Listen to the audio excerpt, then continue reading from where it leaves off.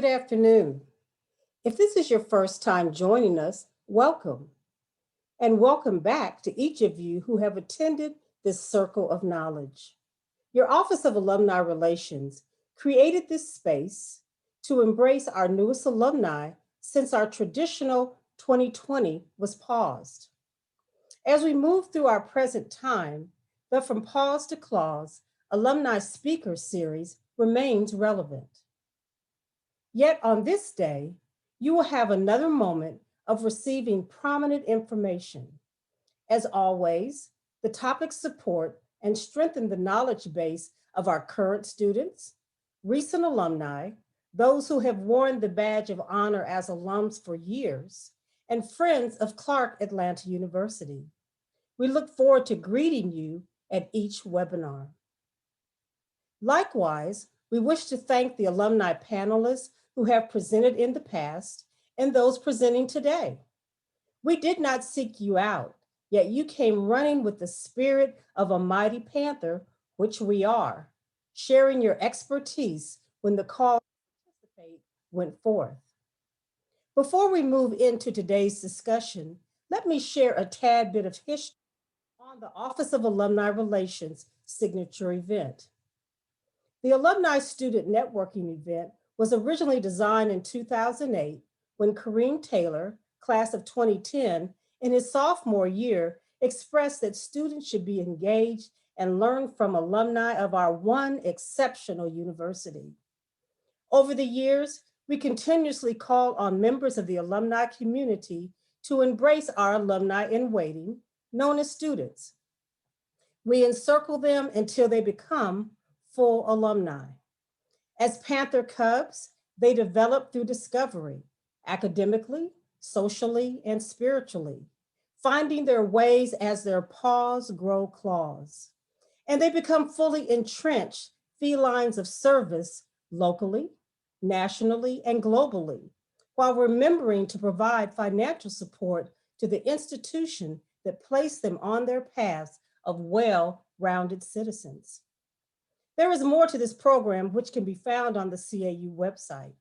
And speaking of financial support, we are halfway to reaching our goal of $1 million.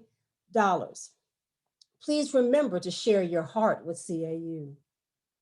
As we begin our conversation, I would like to express thanks to my colleague, Chastity B. Evans, class of 2010, who serves as the program manager in the Office of Alumni Relations. She will be your host, for she created this space for our interaction. Chastity, it's now time for you to begin the exchange. Thank you so much, Alumna Galen E. Gatewood Joshua, for that admired introduction and credible context. Welcome, everyone. Thank you all for joining your Office of Alumni Relations for the Miseducation and Power of the Black Radio. Plug in your speakers. A phenomenal thank you to alumna Dr. Michelle Rhodes, Program Specialist for the Office of Online Learning and Continuing Education, for being the technical commander behind all of OAR's webinars. Today, we are going to explore and learn the importance of Black radio in America, how it's being received, and its impact on Black identity. Just a little housekeeping before we get started. If you have any questions during the presentation, please type them into your Q&A box in your Zoom control panel, and we will be sure to get to them during our Q&A session to discuss. Now, without further ado, introducing our first alumnus for this evening, or for this afternoon. When Usher embarked on his first promo tour, who did he call? When Steve Harvey needed a well-rounded DJ for his 2017 Sand and Fowl Festival in the Bahamas, who did he call? When Grammy Award winner Jill Scott got married, who did she get to DJ her wedding reception? The unambiguous answer is DJ Mars. A staple in the global party scene, DJ Mars has lent his talents to many of the world's most sought-after celebrities. DJ Mars' list of artists in which he has toured with reads like a Grammy nomination ceremony: Usher, Neo, Ciara, Monica, Khalees, Carrie Hilson, Keisha Cole have all relied on his ability to bring the party to the stage. DJ Mars recently wrapped up the Great Escape Tour, where he was the tour DJ for R&B superstar Monica, selling out in arenas across the country. DJ Mars's influence doesn't stop at the turntables. Through his various brand partnerships, DJ Mars has worked directly with corporations including New Balance, New Era, Starter, and Monster products. While most DJs' sole wish is to be a part of a marketing campaign, for DJ Mars, his goal was to create one. Mars's business acumen has led to marketing deal with footwear giant New Balance. The campaign Where Are You Running To Next was created by DJ Mars and has gained over 100 million viral impressions. Again, not afraid to step beyond the turntables, DJ Mars is also an accomplished author. Mars's book, The Art Behind the Tape, is a coffee table book that details the rich history of mixtape culture. Originally from Springfield, Massachusetts, DJ Mars now calls Atlanta home. Welcome, DJ Mars. How are you doing today? Hey. Good afternoon. How are you? Doing well, and thank you so much for always continuing to support your alma mater. Of course. Well, we're going to go ahead and dive right into your first question for today. Is that cool? Mm-hmm. Yep, no problem. All right.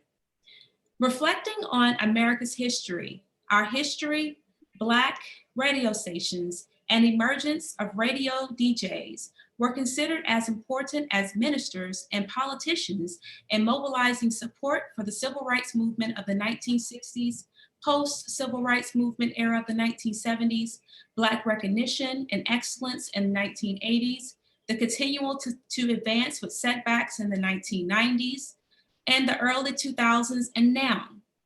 What was your process stepping behind the turntables when evolving beyond them? What was my process from going from being a DJ to an author / entrepreneur? Is that kind of what the question is? Yes, it is. I always wanted to do more, right? So I learned from the people in front of me. You can't just do one thing. And the one thing that I was known for was DJing. And it was like, okay, you're cool, you're good at that. But in order to step up, to elevate, you have to do more. There's a million DJs. So what's going to separate? There's a million great DJs at that. So what's going to separate you from the other great DJs? And it's the things that you do aside from just DJing, right? So if you look at DJ Khaled, the name DJ and Khaled, says that he's a DJ, but he's most known for producing great songs. If you look at DJ Drama, same scenario. He's a physical DJ, cut scratches and all of that, but he's known for running a record label, and Drama went to Clark as well. So what I learned is adding the bullet points to my name, and that adds value. Again, there's a million great DJs, and there's another great DJ on this call, and we'll get to Brian in a second, because his bullet points after his name is like a Christmas list. So I just had to add value to my name by adding other pieces to the puzzle. Adding value. I love that. And we all in this new normal now, as they're starting to call it, we all have to learn how to add value, because we're valuable people and we are a strong influencer group. So wouldn't you agree that we as African Americans are a strong influencer group? I mean, the number one exported commodity in America is urban culture, and we lead the charge in that. I say this from firsthand knowledge. Between the different artists that I work with, I've had the ability and the blessing to travel the globe and see how Black America influences the globe. And I'll give an example. One day I was in Dublin, Ireland, and there was, a bunch of Irish kids. Clearly, they're white, but I see the Atlanta look on these Irish kids. Like, in the Atlanta look is they were wearing Atlanta Braves hats. They were wearing filas, just like the classic filas that A-Town kids wear. At the time, they were wearing long white T-shirts, which was an Atlanta staple. So the I've rock seen, with an era. yeah, exactly. Lean with it, rock with it. So I saw firsthand how Atlanta culture has moved well beyond the borders and well beyond our initial scope. I saw it firsthand where we influence kids in different parts of the world. I've seen kids in London look like kids from College Park. I've seen kids in South Africa look like kids from College Park. Like literally with my own two eyes, I've seen them dress and emulate the style that is running the streets here in Atlanta. So there's no doubt that Black culture influences the world. In particular, Atlanta's version of Black culture is definitely a heavy influencer in that space. Thank you. Well, thank you so much, Alumnus DJ Mars, for bringing the culture, and the insight on, how you are shifting your dynamics, to, of course, retain your experiences and your entrepreneurial mindset. So thank you for that. No problem. If you all have any questions for DJ Mars, please type them into our Q&A box in your Zoom control panel now, and we'll be sure to get to them during our Q&A session. Thank you again. Yep. All right, up next is our shining star, alumnus Shed Jackson. Shed Jackson is the Communications and Marketing Director for National Public Radio NPR affiliate station Jazz 91.9 WCLK. He oversees branding, positioning, multimedia marketing, as well as community engagement initiatives.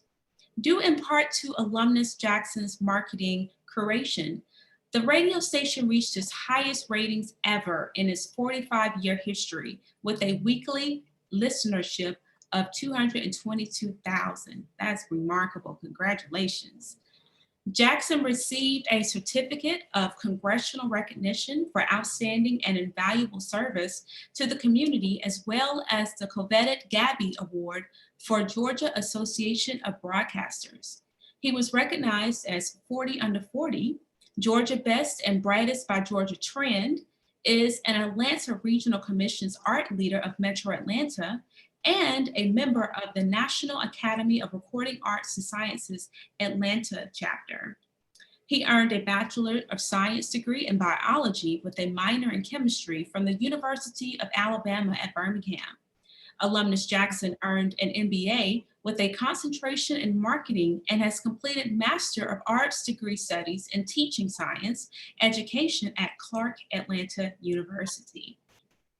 How are you doing today, Alumnus Jackson? What's going on? I'm cool. How are you? You stay cool. Right, you'll have that braids hat on. I know, right? Goes back to what DJ Mars was speaking about, that culture. Exactly. Well, we're going to jump right into your first question for today. Is that cool? Cool. All right. Historian William Barlow explained in his 1995 paper, Black Music on Radio During the Jazz Age, the radio industry withered during the financial collapse, and major radio stations opted to hire white artists to cover Black songs on radio for a majority white audience. The African Americans who created these art forms and styles were not only victimized by the theft of their material, but were often forced to compromise their art and integrity to gain entrance into the entertainment industry, which was white controlled and racially segregated. As the Communications and Marketing Director for Jazz 91.9 WCLK, do you sense this is a practice major record companies have been very persistent at? I mean, mining Black music, slang, and fashion for its cultural cachet? I think DJ Mars explained it, pretty well, how, he went overseas into different cultures and saw how, the Black culture is influencing not only the hyper-local community, but internationally. But what I can say, and I heard this from someone, I can't remember where, but it was like, you can find everything in Black. You know what I'm saying? Our community is just so diverse and so expansive that, I do believe that record labels and general market culture, period, you know, look to us for trends and other, I would say, cultural consciousness to take place. And particularly in radio, you know, although we have some African Americans doing great things, there are very few African Americans at the top and on a high level in a lot of these radio stations, and they do our best to keep us away. And that's why I applaud, you know, some artists for creating their own labels and creating their own distributions, and, you know, holding the copyrights to their own material. And case in point, rather, I applaud Clark Young University for realizing the value in our voices by starting the first educational access radio station, that being WCLK in Georgia. So in 1974, you know, Clark Atlanta University understood the value of the Black voice. And in that, you know, you can come to stations like WCLK, and we have a couple of other stations who are actually in the public radio paradigm that are licensed by an HBCU. So, you know, I do think, yeah, artists, particularly those early artists, were victimized by a lot of the things that were taking place in the music industry, particularly with their creative materials. Exactly. I mean, they really back then definitely did not have a Black voice. So yeah, and still now, you know, it's like those who don't necessarily want to work in that white majority type of paradigm. That's why you have the rise of a lot of self-publishing and a lot of independent artists who really, you know, taking ownership, like I said, of their material, so that some of the things that were experienced in the past aren't so prevalent today. exactly. Well, over the years, you see in the 1920s and 1930s, Black music was very underground, very benign, marginalized. When it became mainstream, it became disassociated from the Black experience and Black context, known as cultural appropriation. Borrowing or sampling sounds like nice words because they sound like an equal exchange. But there's a power dynamic embedded in that borrowing. How can future artists, producers, and songwriters utilize their monetary influence to take and secure ownership of their own craft? I would say first, and first of all, and I've spoken with many artists and musicians, just people in business, period, get everything in writing. You know, a lot of times we speak on that he say, she say things, and, you know, and you never really have any type of valid written communication to go back to, you know. So I suggest first, get it in writing, you know, and then two, on the business or entrepreneurial end, I mean, create a business plan. It goes back to the whole notion of writing it on the wall and making it plain, you know, by ensuring that you're focused and have a blueprint to success. You're not really leaving any stones unturned. But most importantly, I say, get things in writing and secure some legal counsel and a good accountant. You know, we got so many, you know, changes in business and operations and the way we handle capital gain and profits. So I suggest, legal counsel, an accountant, and put this stuff in writing to ensure that, you know, your material isn't borrowed without your knowledge, or, you know, you listen to the radio one day and you hear, hey, is that my bed that's going on? I mean, because that does happen. I mean, here recently, it's so funny. Recently, you know, at the station, we got an email from a gentleman saying, you know, we use this photo. And so he wasn't aware of even how his material was made access or available to the masses to use. And that took him back to just, you weren't really handling your business, because what you thought was yours isn't really yours. It's not yours. So, you know, I would say really, you know, look to a lot of research, written material, legal counsel, and professional services. All right. You guys, you're hearing it right from these powerhouses' mouths. So, you know, ensure that you follow those protocols, because they are in these seats right now. They are telling you exactly what you need to do and how you need to do it, you know, in order to ensure that your information is secure and that you are not robbed of anything. You know, it's all about winning for us. So, Well, thank you so much, Alumnus Jackson, for the fundamental tips and for the knowledge always that you like to drop. So if you all have any questions for Alumnus Jackson, please type them into the Q&A box in your Zoom control panel now, and we'll be sure to get to them during our Q&A session. Cool. All right, coming up next is Alumnus Bryan-Michael Cox. Alumnus Cox is widely regarded as one of the most critically acclaimed and commercially successful songwriters and producers in the history of contemporary R&B music. His work with superstars like Usher, Jermaine Dupri, Mary J. Blige, Mariah Carey, Diddy, Justin Bieber, Chris Brown, Toni Braxton, Trey Songz, and Jagged Edge, just to name a few, has solidified him as a mainstay in the world of pop music. With over 100 million record sales, 9 Grammy Awards, countless SCSHC Songwriter of the Year awards, and induction to the Georgia Music Hall of Fame, and co-writing Billboard's top R&B song of all time, Mary J. Blige's Be Without You, he shows no signs of slowing down, as he has currently been in the studio with an entire new generation of artists that define the new urban landscape, like LMA, Division, Internet Money, Derek Milano, Ari Lennox, and Six Black, to name a few. And yes, of course, he's a product of Clark Atlanta University. Yes, he is, all day. How are you doing today, Alumnus Cox? What's going on? I'm good. How are you?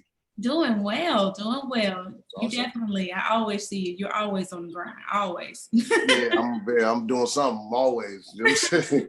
Well, that's good. That's what makes you younger. So, hey, keep pushing. We're going to go into your first question for today as well. Is that okay? Okay. All right. The aforementioned Reed and Rome, chairman, CEO, and president of Epic Records, respectfully, came up in the 1970s, part of an influx of Black executives, managers, and producers to enter the mainstream music industry when labels were looking to capture Black audiences. Yeah. Progress that has been all but been reversed in the years since. As an African-American male songwriter and producer who has helped shape the history of contemporary R&B and pop music, how long did it take for you to capture your targeted audience and reach your high, and why?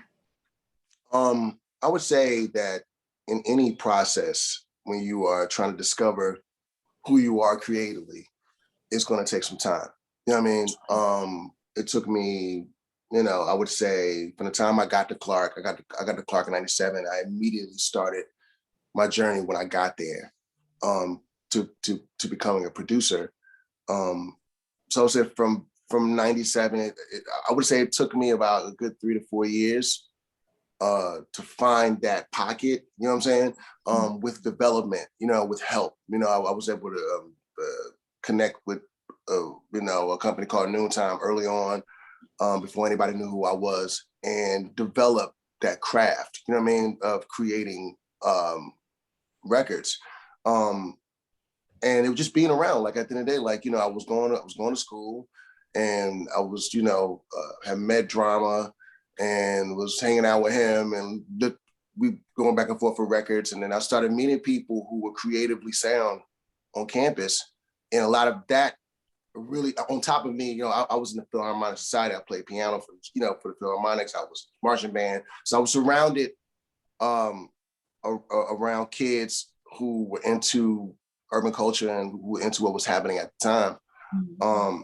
That inspired me when I went off to do, when I went off to create whatever I was creating from a production perspective. So I would say about 4 years, I would say I started making records. I had my first hit record in '99, but then I would say 2001 is when it really started to click for me. Like, okay, I know exactly what I'm going for. You know what I mean?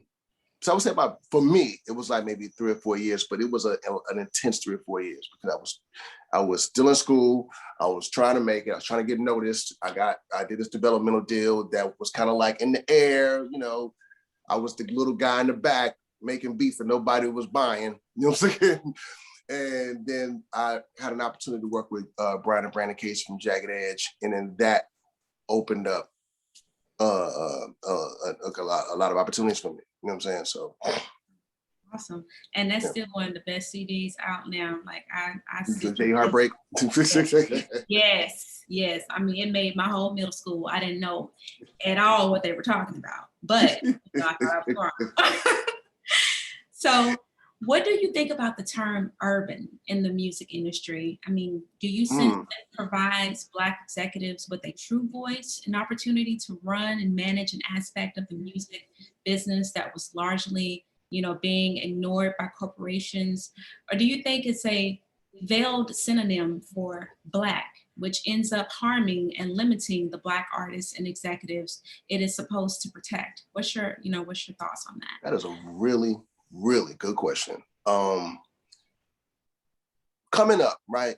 I remember in the 80s when I was young and looking at, trying to, dreaming about being in the music business as a kid, there used to be Black music divisions. Like there used to be, it was like, Black music, and then it was pop music, right? And Black music, there were a lot of people who lived in this Black music division box, right? So let's say the Frankie Beverly and Mays, Shalimar, all these different artists, Kashif, these artists that lived in this box, and they would sell platinum, double platinum, triple platinum, and there was Black executives that were like president of Black music, and all of it meant something. I could be wrong, but based on my history, what I've researched, it feels like when the Black music divisions came up in the 70s, like you acknowledge Sylvia Rone, in the late 70s, coming in the 80s, and into the 90s, I feel like we were better off when it was Black music divisions and people crossed, like a Whitney crossed, or like a Michael crossed, or Prince crossed. You know what I mean? But I felt like we were better off because we were still selling albums, like lots of albums, amongst ourselves, when we had a direct, a direct department that handled it, right? And we have Black executives that filled that department up, that were emotionally attached to these projects, at least some of them, right? I think urban, throughout the years we've seen it, shift. They stopped having Black music departments, everything kind of got merged, and now we're in this thing where it's urban, and they use the word urban, and I think it is a veil. In my personal opinion, I think it is a veil. We don't see as many Black executives at the top. The ones that are there, like Sylvia's at the top. L.A. Reid owns his own label. We see Chaka, we see people who up there really doing their thing, but it doesn't seem like it's as much of a culture as it was when it was like Black music divisions. You know what I'm saying? This is my personal opinion. Yeah, it's nothing really to be proud about like anymore, like how it used to be. Yeah, but also it's a lot of independence though now. Yeah. So I feel like what's replaced the Black music department is independent artists controlling their own destiny and building their own thing. You know what I mean? And it's a lot of them. So we have Coach and P, and we have people who building their own institutions now. And I think that's kind of what replaced the Black music division thing, but it still feels like, it just still feels like in the major labels, it's not, that culture doesn't exist. You know what I mean? And that's, to me, I feel it's unfortunate because, back in the day, we used to, Aloy Silas Jr. was somebody who we really, was looking to, you know what I'm saying? Jeff Redd, like you said, Sylvia Rone, L.A. Reid, and these people we were looking to give us our opportunities. You know what I'm saying? You didn't really get on Tommy Mottola's radar until you got on, till you got to a certain level. You know what I'm saying? As a Black artist, as a Black artist, you didn't really get on, their radar. You know what I mean? Only Clive Davis was the only one that was running around, really looking for Black artists. You know what I'm saying? That's based on what, I experienced in the late 90s coming up. You know what I mean? It was really about like these Black labels, these Black music divisions giving us these opportunities. My first song deal was with Columbia Records through Trackmasters. It was a Black, Michael Malden was the head of the Black, head of Black music division. And my first song deal was at Columbia, before So Deaf, my first song deal was at Columbia Records with Michael Malden, who was the head of Black music. That was my first opportunity. So, you know, I don't know if that kind of energy exists, or it may exist in a different way, but I don't know if that kind of energy exists. You know, I wasn't looking for time until I was looking for Michael Malden, because I knew he was the head of Black music. You know what I'm saying? So, you know, and I knew it meant something then. I don't know if it means anything now, because everything's always been Black music, but now everything is so blended. You know what I'm saying? I don't know if it means anything now, in my personal opinion. Well, I'm hoping that, you know, eventually, now that we're all into this diversity and inclusion, you know, type element now, you know, and now that a lot of companies that kind of swept us away or either didn't have us at all are starting to bring more of us up to the top now, you know, to get our opinions, because things aren't selling like they thought they were going to sell, or, you know, due to this pandemic, it's kind of decreased massively. I'm hoping that maybe they will take some advice or take some type of initiative in order to bring that, you know, bring back. You know what's interesting though about the pandemic, in my personal opinion, is that, and I was having a conversation with my manager the other day about it. It was going over my publishing statement, and the pandemic actually has been, for me personally, been very good for me as far as a music perspective, because people was at the crib and the streams went up and everything went crazy. And we were going over my statement, and I was like, yo, like, we really made some paper this past this past quarter, you know, this past year. Like, I didn't realize, you know what I mean? You know, because I you know, when you get the checks, your business manager gets deposited, I'm like, oh, I got this amount of money in the bank. I wasn't really, you know, until I went over my statements, doing my taxes, going over my statements, I'm like, oh, me and Chris was going over them just like maybe like a week ago. And I was like, oh, snap, like we made some money last year. And because, you know, the pandemic, people at home are listening to music more, they're streaming more, they're streaming their favorite records over and over again. They're rediscovering old records, they're rediscovering new records, artists start sampling. You know, I was getting sample clearances like damn it every other day this past year, because people at the crib making music and they need samples cleared, you know what I mean? And then songs come out and then they stream.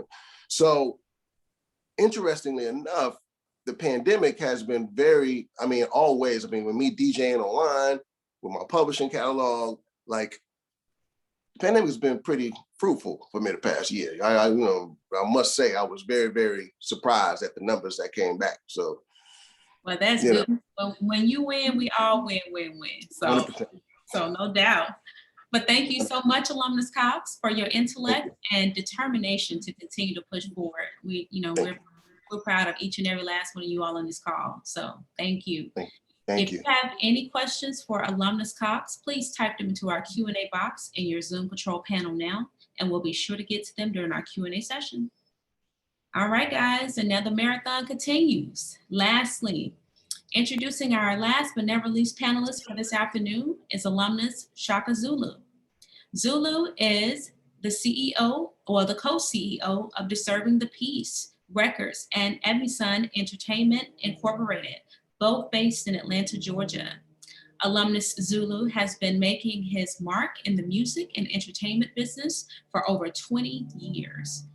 He began his music career while attending college as an intern for various record labels and as an on-air personality for WRFG, a community-based radio station in Atlanta.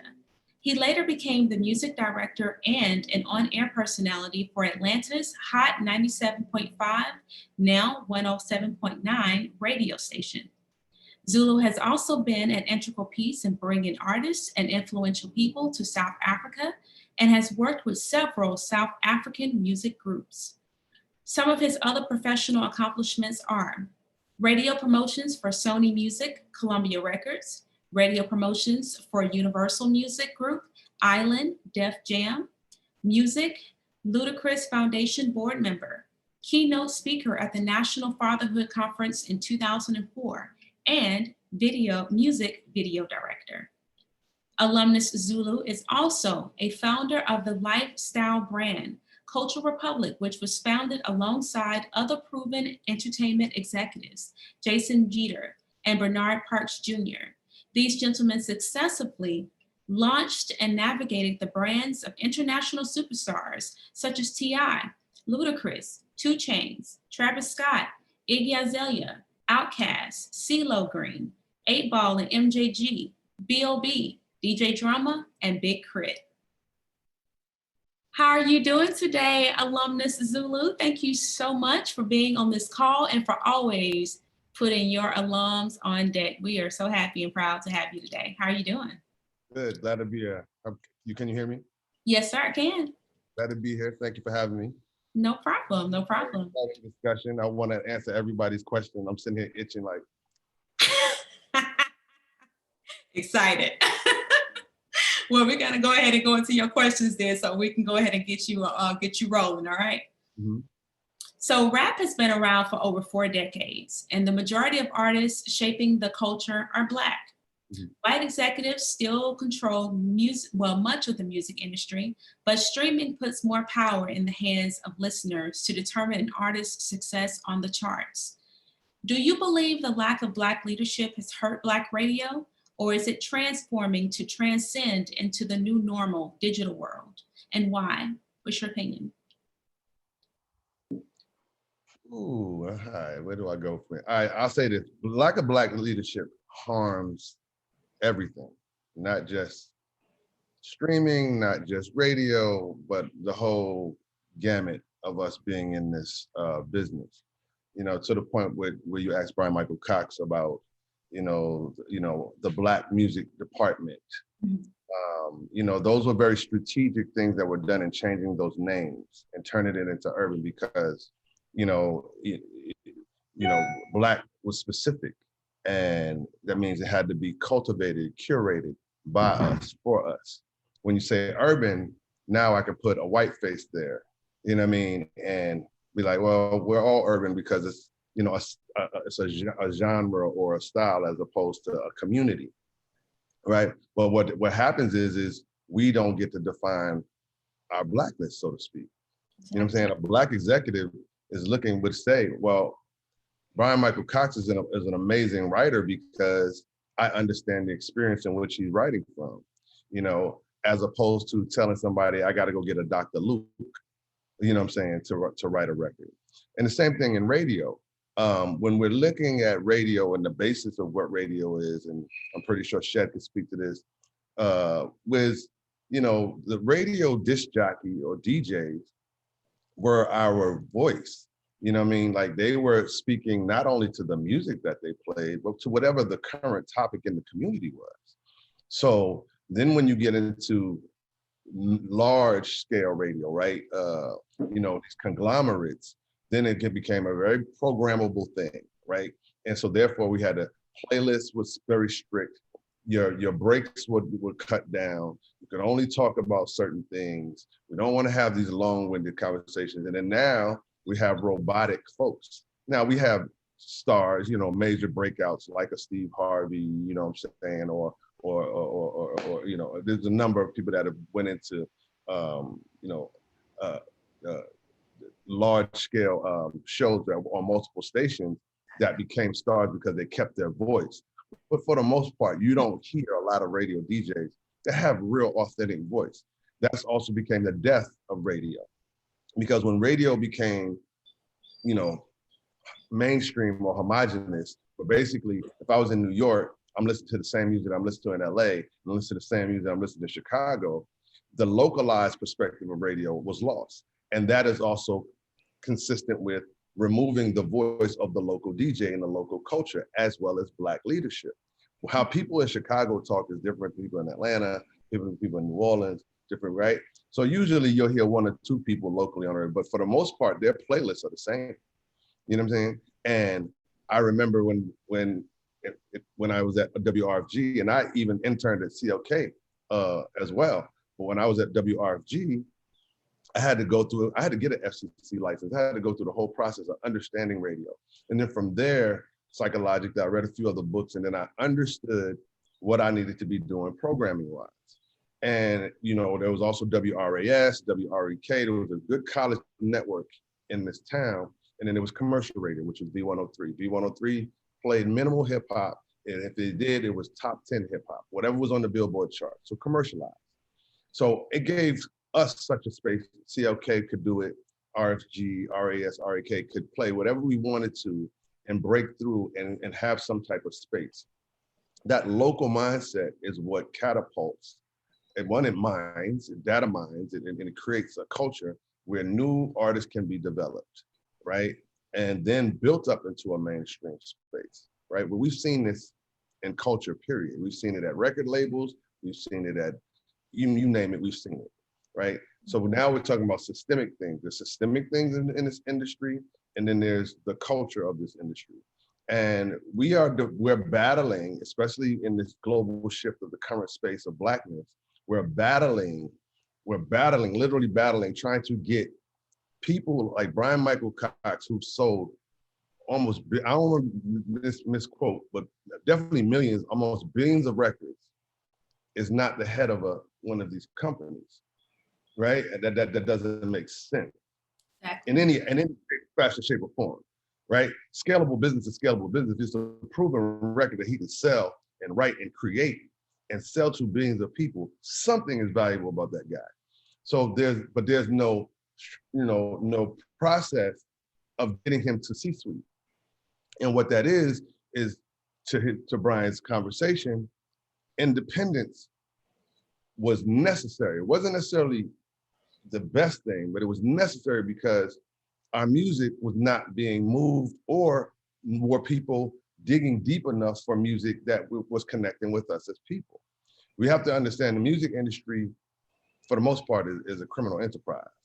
It was started by the mafia, right? And if you think, you understand, it's like before, and I'm gonna say maybe it was the 30s, maybe the 40s, when the industry was so-called created. Mm-hmm. Maybe it could have been a little bit later. But for the most part, before that, before press music, somebody basically was traveling around. The only places you could consume music was your home, church, or your juke joints, right? This is how culture moved back then. And so you had these guys that would travel and they would go to, it's Mississippi here, blues act, and say, listen, if I give you $100, I can put you on this piece of plastic, and then I can sell you to the rest of the country. And they're like, $100 for playing this guitar? Of course, right? So then they're like, well, because I paid you the $100, I own this. Not only do I own this piece of plastic, I own what's on the plastic, right? So we're like, wait, this is nobody knowing, this somebody's creating this out of thin air. Then you add in the radio component, because they're like, well, now that I'm trying to take this thing that I think is amazing that I saw in this juke joint right here in Hazelhurst, Mississippi, I need to get this to people in New York.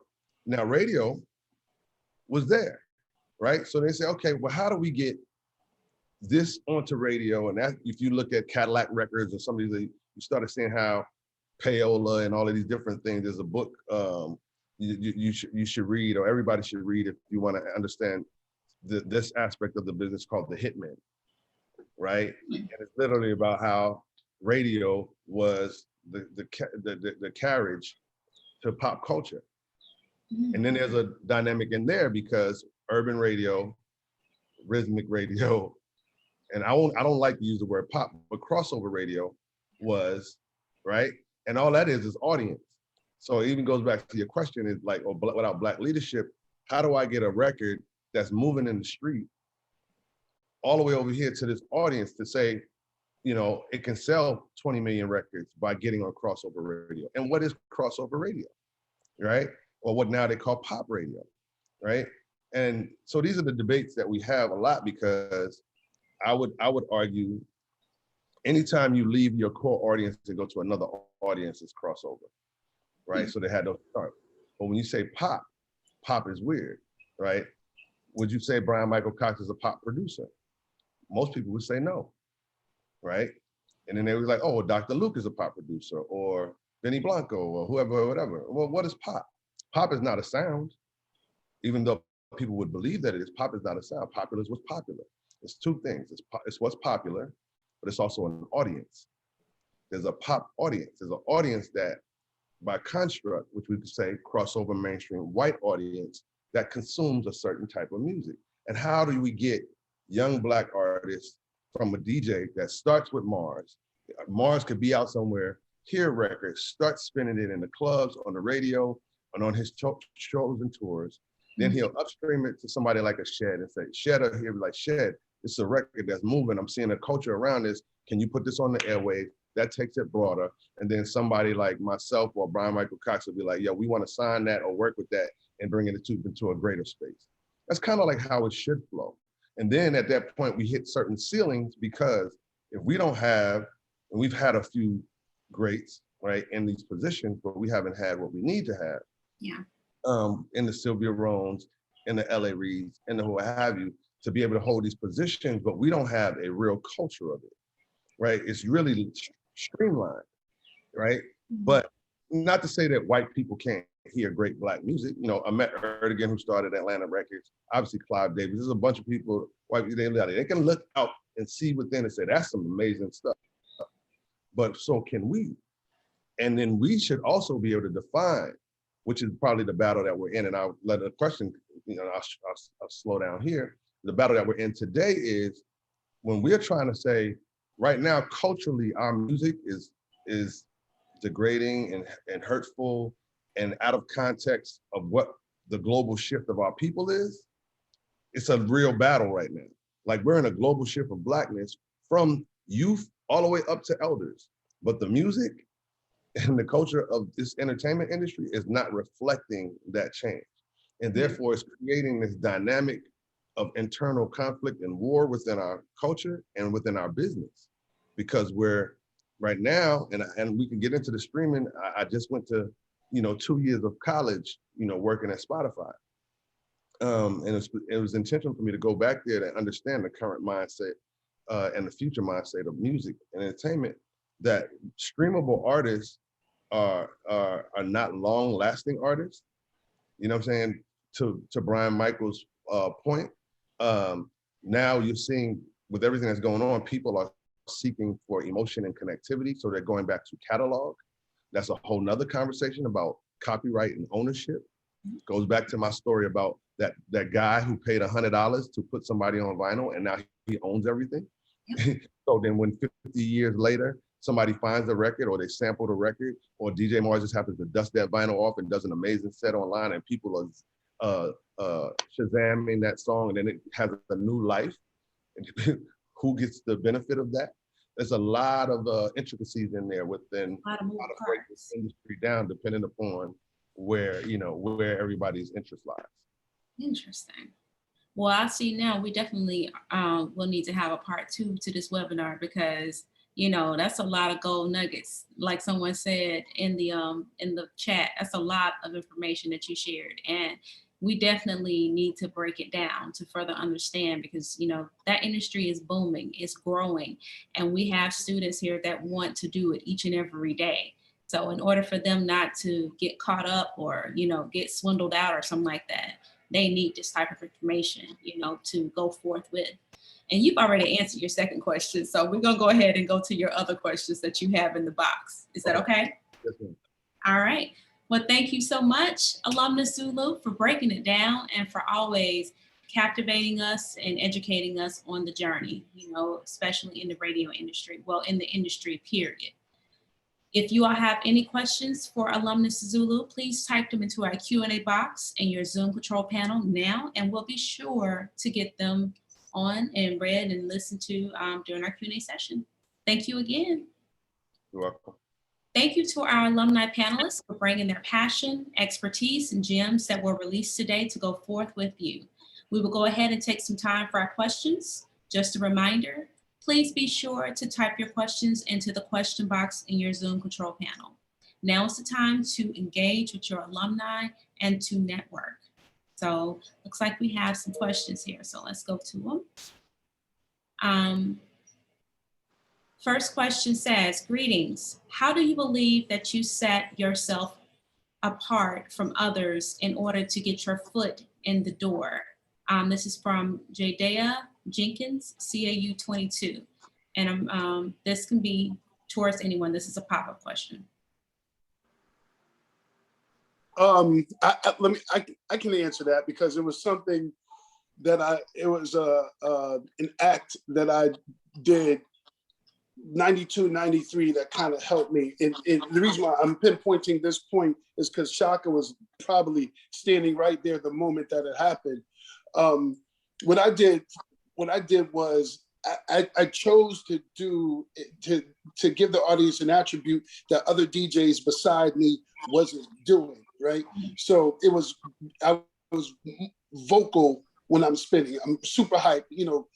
I use my voice to excite the crowd. My voice is just as valuable as the record.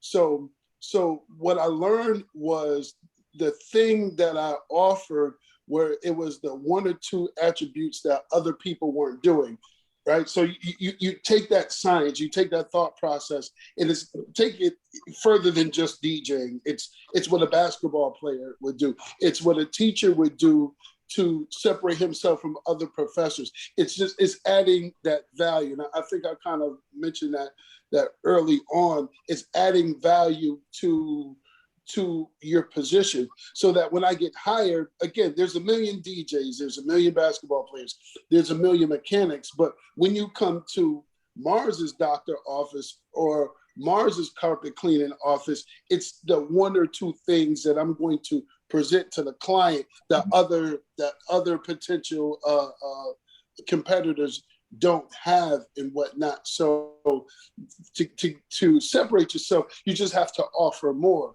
Now, that doesn't mean you cheapen your rate. Actually, me offering more put me in a higher bracket in terms of DJ hierarchy, but I knew early on I had to separate myself from the other pack, or else I would have just been amongst the other pack, to answer your question shortly.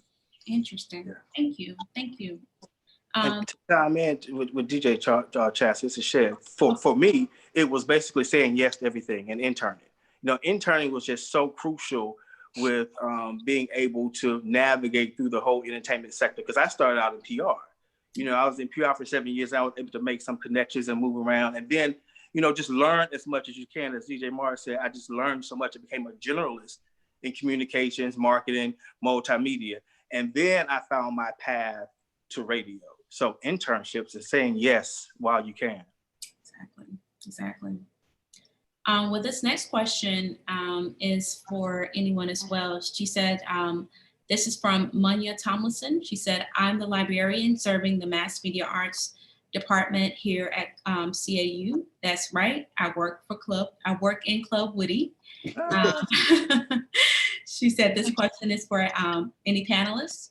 I buy books to add to the library's collection to enrich our scholars' knowledge. Do you have any recommendations of books students should read?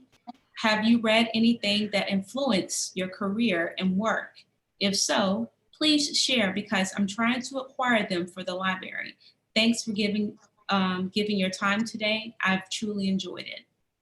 And if you all like, if you want to, you can drop them in the panelist, well, in the box, in the chat. So she can just copy and paste them if you have anything that you may want to add.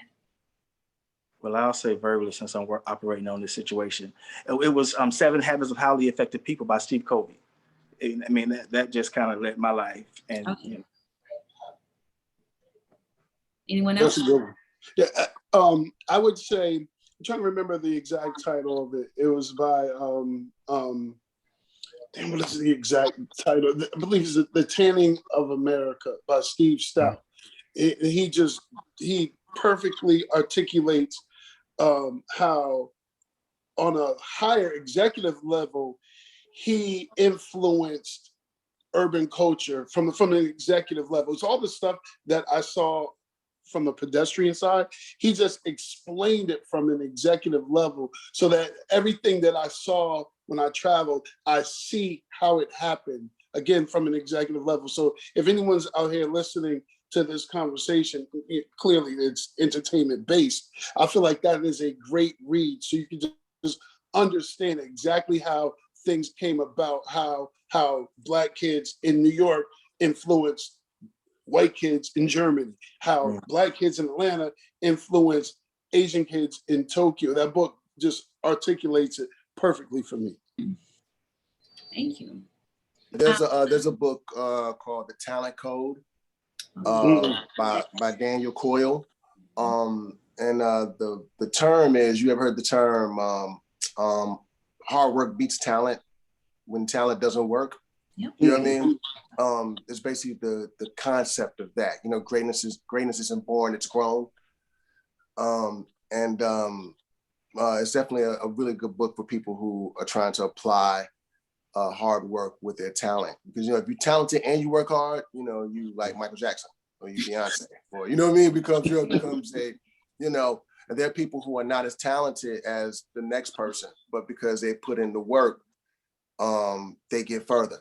So I think that's a really good book to add to the list also. Yeah, I would, mine's gonna be a little bit more complex answer. One, I would digress and go back to the question before.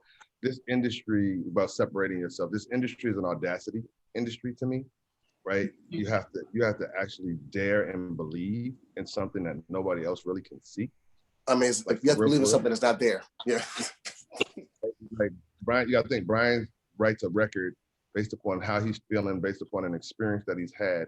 In the corner of his room, he goes and records it, and then 20 million people like it. You have to actually believe that your voice matters, that whatever he's writing or saying actually matters to somebody else. It's audacity. So to Mars's position, it's not a bad thing. I like to reframe mindset. And in this industry, the reason why you need to have audacity is because everybody will tell you no, right? Or everybody won't see your vision, or everybody's on their own time. And so you have to have more audacity, or even ego. And ego is not necessarily a negative thing. Ego, to Mars's definition, one of the definitions of ego is to know that you're different. And if you know that you're different, you have something offer, or that even if other people don't see you immediately, my difference is the difference, right? Then I would move that into the conversation of how you prepare yourself for that. Obviously, this is a very broad industry. So depending upon if you're a songwriter or, you know, a presenter of music, like Brian creates music, Mars presents music, you know what I'm saying? Shed, you know, manages and controls and presents music, you know what I'm saying? Guides it, you know what I'm saying? So there's a number of different angles. So there's a number of different books. But because you're dealing with so many different types of people, I literally would say to the young lady who asked the library question, the library is what we need, because I have been able to literally pull from every book. It don't matter if it's the autobiography of Malcolm X, the Hitman, 48 Laws of Power, whatever it may be. I've been able to draw from that in any case scenario based upon my mindset as well as the goals. Once I get into this room in this world of entertainment, okay, what am I looking at? Who's here? Who's in the room with me? How do I work this room? So there's a number of things. I just think, you know, I know it's cliche. Education is so valuable, however it is, either through experience or through, you know, tutelage. You know what I mean? But, you know, I mean, since I said I would say 48 Laws of Power, because not from the standpoint of, you know, this book is the how-to book to beat and become Bill Gates and you can sit across from Jay-Z, but yes, you need to understand not only how you can move in the room, but how people use things against you. Because people who read that book, some people inherently think that book is evil, but that's when you sit from a position of non-power, when you sit from a position of power. So you need to sometimes be able to know when somebody's using something, because some people read the same books as you against you. And this is a very, very interactive industry. Forget talent. Talent has to be, the song is the most important thing. And then after that, everything that Mars does, that Shed does, that I do, does nothing but elevate the song to its greatest potential. But depending upon where you're at in this totem pole or in this structure or this pipeline of this entertainment industry, and even if you're a PR person, even if you're a choreographer, even if you're a fashion person, a culture person, whatever it is now, liquor people, tech, everything, the worlds are just colliding. Everybody who's involved in and around entertainment and culture is an offering of again, our product. I think Mars said it earlier, it's our greatest export, global. It's America's greatest export, not just ours, America's. right? It is our natural resource. So we need all hands on deck, all books to be read, because you're going to have to draw for some things. But I would definitely say 48 Laws of Power, everything you need to know about the music industry by Mtume, and the Hitmen for those who want to be on the executive side or have you. Creatives, probably, like I said, Brian and Mars may have other suggestions there. We're going to take one more question, and because we don't want to run solely over, although we are over, we want to be respectful of everyone's time. This question is from Joanna Aldridge Wilson. She said, I'm an actress who has been asked to do VO work on an upcoming rapper's record. I am being paid an hourly fee and will be given a percentage of royalties publishing using split sheets. What else do I need to do to ensure I have my financial business in order? I operate as an individual. Thank you. I'll jump in a little bit. I do a lot of the business on these things. First of all, I think whoever's presenting, they give you a great opportunity because they don't always give you an opportunity to get publishing on just on voiceover. Usually they try to get work for hire and own everything and every aspect of that. Royalties are not always offered. So I think that's a good thing, or your lawyer negotiated a good opportunity. The key thing, and I'm gonna reference this because somebody also put it in the chat, thinking the book Think and Grow Rich, right? You also have to prepare your mind for opportunities because this industry is like, it's a hurry up and wait game. You do a lot of work, and then at some point the floodgates open. Money comes in like nobody's business. It looked like it's never gonna end. It's a tidal wave. You're like, I can't spend it. I can't spend it enough. But if you do not prepare your mind as well as your structure to understand what you should own, how that ownership turns, like I said, that little piece of record that you're getting ready to do as a voiceover right now, 10 years, 20 years from now, somebody might hear it, be inspired by it, sample your voice, and then it become $1 billion record, right? So right now it might be worth a couple of hundred, a couple of thousand, but the future opportunity of that copyright is where, is really where it's at. So you have to structure things business-wise to be able to benefit from your work, no matter how little work or how hard work. And we can talk about many stories where we know people that don't benefit from their work. The fact that Brian is able to sit through and go through his catalog and still benefit from that and still be able to see past works and then the rebirth of it, it's, our culture is a cycle. So we're literally, nothing, Nas said it in a record, there's nothing new under the sun. Everybody has said it, there's nothing new. So all we're doing is repeating certain things. And then when we go back to sample, that is our first connection to emotion in song. And so the 90s is so prevalent right now, which is our era, me, Mars, Shed, and Brian's era, is because our children or the people that came behind us, that's what they grew up on, you know what I'm saying? And because they heard us playing it in the cars, the clubs, whatever it is, the child was in the back seat. So now they're like, their first emotional connection when they're seeking emotion, because young people are just being, they're like, well, I need inspiration. So they go back, right? And then that's when they're grabbing. And that's why fashion, everything is going in a cycle. It's just being, represented. So if we are students of history, and if we're going to be business-minded, we're celebrating the fact that Switz and Timbaland sold Triller, that Jay-Z did the LVHM deal, Tidal deal, all the deals that are getting done within our culture, that we have to be students to say the cycle that is going right now warrants me doing something here, building it up, selling it off, and then recreating, because we're creative people. And even if it's not me opening the doors for young people behind me and structuring them to a point, so that they're able to benefit. Because when we were young, nobody would have told us we weren't trying to be best, I'm not gonna say the best DJ, but the top executive. We were just trying to be around hip hop. We wanted to dance, we wanted to hear music, we just wanted to do something that we liked. And then when you see billionaires get created off of something within 30 years, right? We were all, and within 30 years, we've seen people go from zero money to billionaires that we know.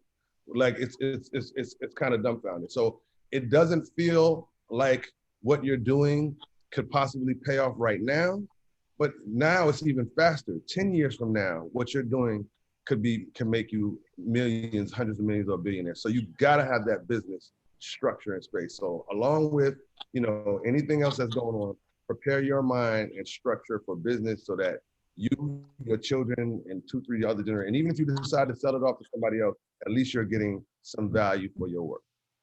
Thank you, Chaka. Thank you. Anyone else before we close out? All righty. Well, thank you all for your questions. Please stay in contact with our alumni and look out for our upcoming events, and follow us on our social media platforms at CAU Alumni Relations.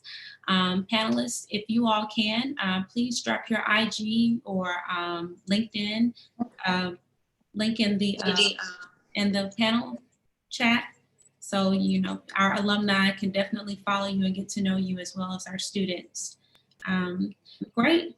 Thank you all, everyone. We appreciate your virtual presence and your energy. Special thanks to my colleagues, Senior Director of Alumni Relations, Mrs. Galen E. Gatewood-Joshua, and to Dr. Rhodes for always being supreme in service, and to our panelists for an extraordinary job today.